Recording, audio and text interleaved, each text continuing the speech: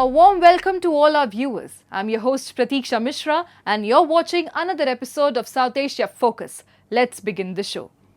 India is back in space after 41 years and this time it's not just a journey, it's the beginning of a new chapter. Group Captain Shubhanshu Shukla's successful arrival at the International Space Station marks a giant leap for India's human spaceflight ambitions. As the nation sets its sights on the upcoming Gaganyaan mission, this historic moment reaffirms India's place among the stars and signals that our countdown to a future in space has truly begun. India has achieved a landmark in its space journey. Group Captain Shubhanshu Shukla of the Indian Air Force has successfully reached the International Space Station, becoming the first Indian in over 4 decades to do so. Flying as mission pilot on Axiom Mission 4, a private space flight organized by Axiom Space and launched aboard a SpaceX Falcon 9 rocket, Shukla's journey revives the memory of Rakesh Sharma's iconic 1984 mission and marks India's triumphant return to human spaceflight. The Crew Dragon capsule carrying 4 astronauts lifted off from NASA's Kennedy Space Center in Florida, carrying with it the dreams of 1.4 billion Indians. With the successful docking at the ISS now complete, Shukla becomes only the second Indian to ever board an orbiting space laboratory, marking a new era for India's presence in space. नमस्कार, एक छोटा सा संदेश मेरे सारे देशवासियों के लिए। कुछ ही देर कल 1 महीने क्वारंटीन में रहने के बाद कल हम लोग लॉन्च पैड 39 से लॉन्च हुए, जहां से पहली मून लैंडिंग, जहां से अपोलो 11 मिशन भी लॉन्च हुआ था। और इस समय स्पेस में बहुत ही ज़्यादा उत्साह, बहुत ही ज़्यादा प्राउड फील कर रहा हूं। और जब हम लॉन्च कर रहे थे तो मेरे स्पेस सूट पे तिरंगा मेरे शोल्डर्स पे था, जो मुझे कहीं ना कहीं ये याद दिला रहा था कि मैं अकेले ये जर्नी नहीं अंडरटेक कर रहा हूं, बल्कि आप सब मेरे साथ हैं। The rocket launched from Launch Complex 39A, the very site from which Neil Armstrong departed for the moon in 1969. Now, decades later, it is the launch pad for India's bold new step in space exploration. Joining Shukla on the 14-day mission are astronauts from the US, Poland and Hungary.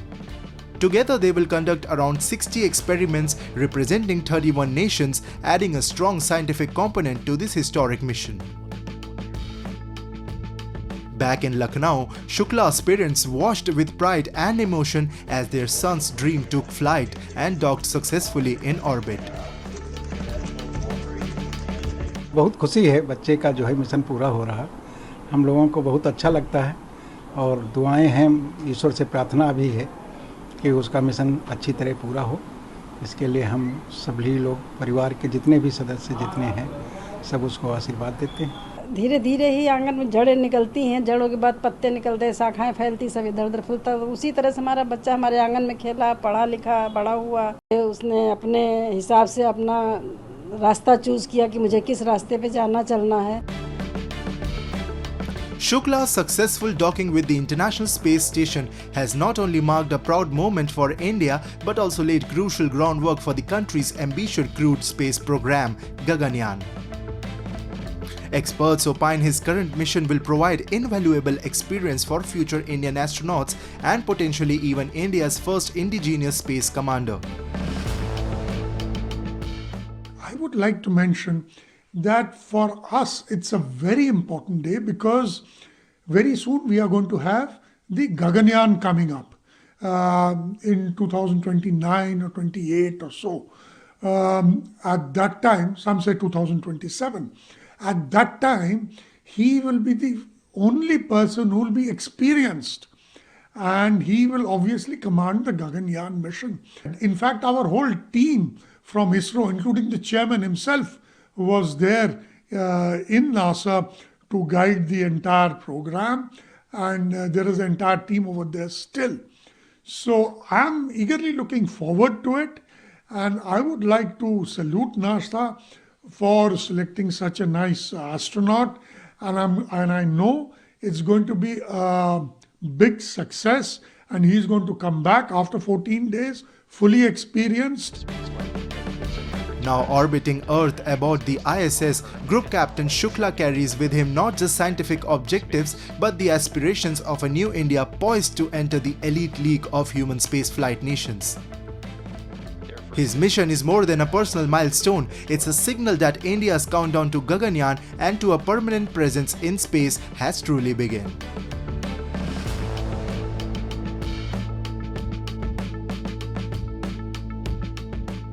Indian Prime Minister Narendra Modi spearheaded the global celebration of the 11th International Day of Yoga from Visakhapatnam.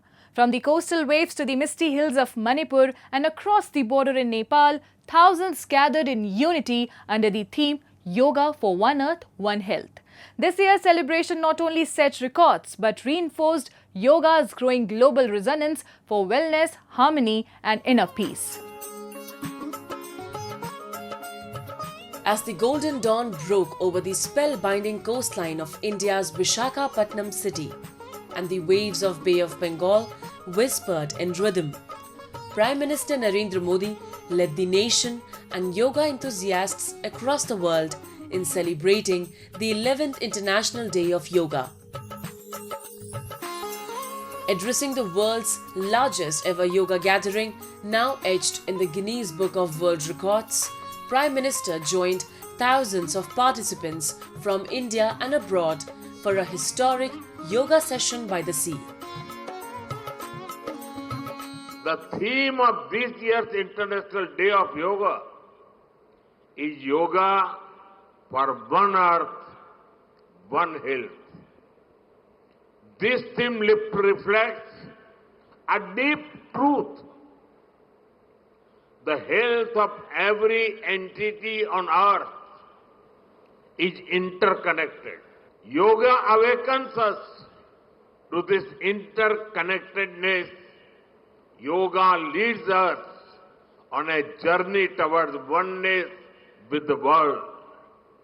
It teaches us that we are not isolated individuals, but part of nature. While the East Coast basked in the grandeur of a global gathering, celebrations echoed across every corner of India. High in the peaceful hills of Manipur, where the clouds float close and the marching polo statue proudly stands, a symbol of Manipuri bravery and culture, the NCC cadets and officials gathered to celebrate the International Day of Yoga. Surrounded by nature's calm and beauty, the cadets performed yoga with focus and discipline, reflecting this year's spirit of unity, wellness and harmony. All the cadets of Manipur are feeling very nice while participating in the International Yoga Day. In spite of rains, in spite of bad weather conditions, they are very, very happy. They are very, very enthusiastic to participate in the yoga activities and to spread the message of national integrity, spread the message of yoga to all the cadets and the entire population of Manipur. The cadets described the experience as unique and deeply meaningful, emphasizing how yoga helps calm the mind and improve focus.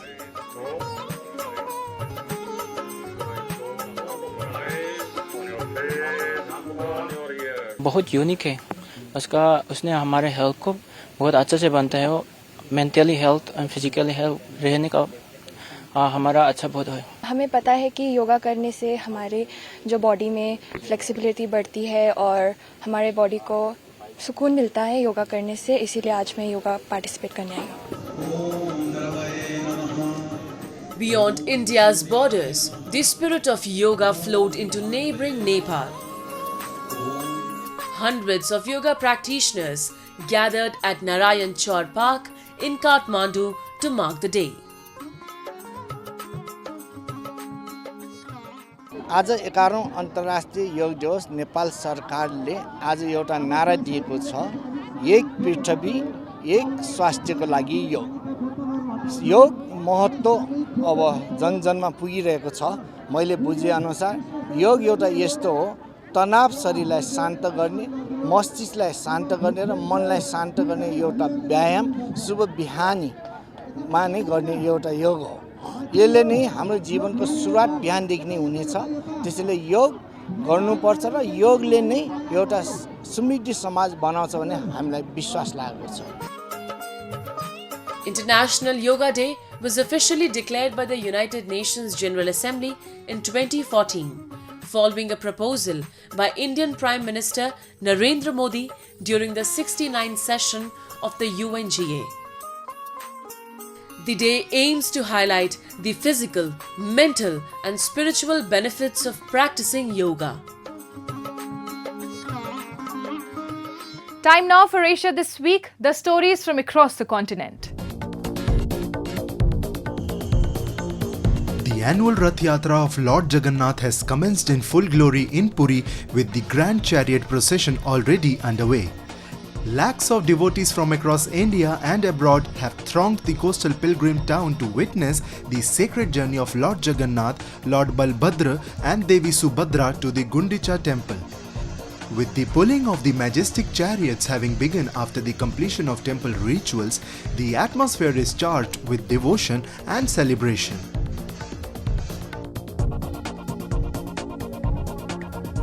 China's Defense Minister Dong Jun hosted the Shanghai Cooperation Organization Defense Ministers meeting in the Chinese coastal city of Qingdao on June 26th.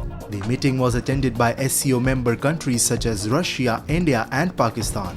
Iran's Defense Minister Aziz Nazirzadeh also attended the meeting on his first overseas trip since his country's war with Israel.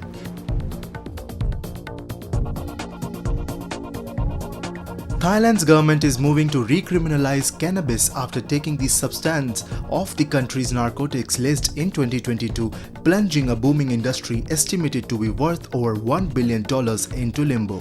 It comes after the Bam Jai Thai party, which championed its legalization, withdrew from the ruling coalition last week.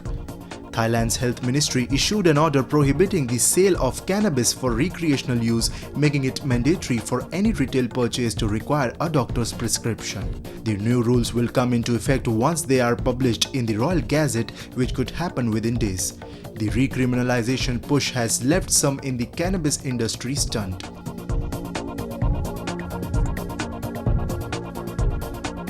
Islamic Revolutionary Guard Corps Commander General Mohammad Pakpour warned Iran's enemies against making any mistakes during an address. Israel's bombing campaign on Iran, launched with a surprise attack on June 13, wiped out the top echelon of Iranian military leadership, killing its leading nuclear scientists and targeting nuclear sites and missiles. Moving on. The plight of ad hoc government employees in Pakistan-occupied Jammu and Kashmir continues to worsen as hundreds rally in Muzaffarabad demanding justice. After nearly 2 decades of service without regularization, these workers now face the threat of job loss. Their demands are simple: recognition, dignity, and the rights owed to any long-serving public servant. Take a look. Ad hoc government employees in Pakistan-occupied Jammu and Kashmir are staging a sit-in outside the Central Press Club in Muzaffarabad, demanding regularization after nearly 2 decades of service. Despite years of dedicated work, they continue to be denied regular status, unlike their counterparts in parts of Pakistan. जो रियासती policy अपनाई हुई है वो सुलियात नहीं, वसाइल नहीं, सिर्फ मसाइल हैं जिससे लोग दो चार होके कभी सड़कों पे आते हैं, कभी दफातर के आगे, कभी इस्लामाबाद तक. Many of the protesters are braving the scorching heat in hopes of securing basic job rights. They say their youth has been spent in service and now, facing job loss, their families are left with no future. कि ये कौन सी रियासत है, ये कौन सा कानून है, ये कौन सी हुकूमत है कि आज से 20 साल कबल जिस रियासत ने, जिस कानून ने, जिस हुकूमत ने, जिन अदारों ने इन मुलाजिमीन को भर्ती किया, इनको रिक्रूटमेंट की, इनको भर्ती किया, और आज 20 साल बाद इनकी जवानियां लेके जब ये कुछ बनने के काबिल थे, जब ये कुछ कर सकते थे, वो सारा टाइम आपने ले लिया, इस रियासत ने ले लिया, और आज 50 साल के करीब 45 साल 40 साल यानी हद उम्र गुजरने के बाद जब ये कुछ भी नहीं कर सकते तो आप 20 साल बाद आपको याद आया कि ये गलत इनकी अपॉइंटमेंट हुई है, इनको फारिग करना है। मैं समझता हूँ कि जुल्म है और कोई भी रियासत कोई भी ऐसा कानून इस मैं समझता हूँ कि समाज के अंदर इंसानी समाज के अंदर जो है वो काबिल कबूल नहीं है। Over the past year, repeated protests have highlighted the deepening frustration among ad hoc employees in POJK. In a country already plagued by chronic poverty, food insecurity, and a collapsing human rights framework, Afghanistan now faces yet another looming crisis, where tensions escalating between Iran and Israel, threatening one of Afghanistan's key trade corridors. The Taliban-led administration is turning to Russia for food supplies. But while the leadership points outward, the true roots of the crisis lie within. A government that has failed to uphold basic freedoms, invest in long-term resilience, or protect its own citizens. A report. After decades of conflict, foreign occupation, and now 3 years under Taliban rule, Afghanistan remains one of the most food insecure nations in the world. The collapse of the previous government in 2021 triggered not only a political vacuum but a deepening economic and humanitarian crisis. With majority of Afghans living below the poverty line, the country relies heavily on food imports, particularly from neighboring Iran, a lifeline now threatened by escalating tensions in the region. Iran has long served as a key trade partner for Afghanistan, supplying essential goods like flour, cooking oil and fuel. However, with the spectre of a wider conflict between Israel and Iran looming, these trade routes are under threat. Any disruption could quickly push millions of Afghans deeper into hunger.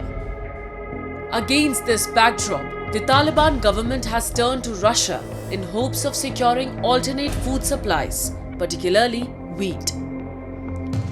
The move reflects not only a shift in Afghanistan's geopolitical alliances, but also the vulnerability of a nation whose domestic agricultural production remains insufficient despite repeated promises of self-reliance. تقریبا در بخش تولیدات غنم خود ما هم 4 سال می شوند که بعد از خروج امریکایی ها با همه سعی تلاش کوشش می کنیم که تا که مواد خوراکی ضرورت خود تهیه بکنیم و بقایا که از طرف روسیه سالانه دما آرد و گندم می آیند. ما پیشتر با امرای موین صاحب وزارت زراعت فدراسیون روسیه دیدن کردیم. در این باره هم با امرایشان صحبتایی داشتیم، از ایشان تقاضا کردیم که در جای آرد برای ما گندم بتین و همچنان در ارتباط دیگه محصولاتی که از روسیه سالانه به ملک ما می آیند انشالله به خوبی پیش می روند و در آینده هم با هم گام به گام پیش میریم.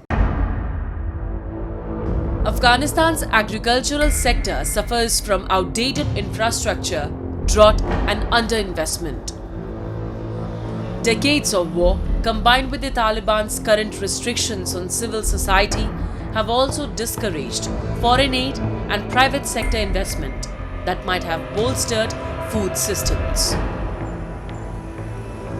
Moreover, the Taliban's continued refusal to improve its human rights record, including the systematic exclusion of women from education and employment, has isolated the regime internationally and deepened the economic freeze. International donors have withheld billions in aid, further weakening Afghanistan's ability to feed its population through either local production or trade. The Taliban expresses concern for the suffering of civilians in Iran, yet it has done little to address the worsening conditions faced by its own population at home. ایران همسایه ما هستند، یک مرز دور درازی بین هم داریم. هر نوع آسیبی که اونجا پیش می آیند ما بالکل خوشایند نیست برای ملت مردم ما و خصوصا هم زیاد عده مهاجرین ما اونجا گذاره دارن و برادرای ما هستن هر نوع تکالیفی که بر بالایشان میآیند مسلم است که اصلا تکالیف هیچ بشری ما راضی نیستیم و بر بالای اونایی که این تکالیف جنگ تحمیل شده و از دنیا خواهشمند هستیم که جلو و همچنان تجاوزها را بگیرن. While Taliban officials insist that they are striving for agricultural self-sufficiency, the ground reality tells a different story. Erratic rainfall, lack of irrigation infrastructure, and poor governance have crippled local food production. بالکل البته افغانستان هم سعی تلاش خود دارن که در بخش محصولات خوراکی خودکفا باشن. باز هم مواد خوراکی های داریم که از ایران می آین اونجا مشکلات ها باشن مسلما و تاثیرات خود خواهد داشت. With no functioning democratic system, no roadmap for economic recovery, and no willingness to restore fundamental rights, especially for women and minorities, the Taliban regime remains both isolated and incapable of delivering basic security, dignity, or sustenance to its people. As trade routes threaten to close and crops continue to fail, the country edges closer to a full-scale humanitarian disaster.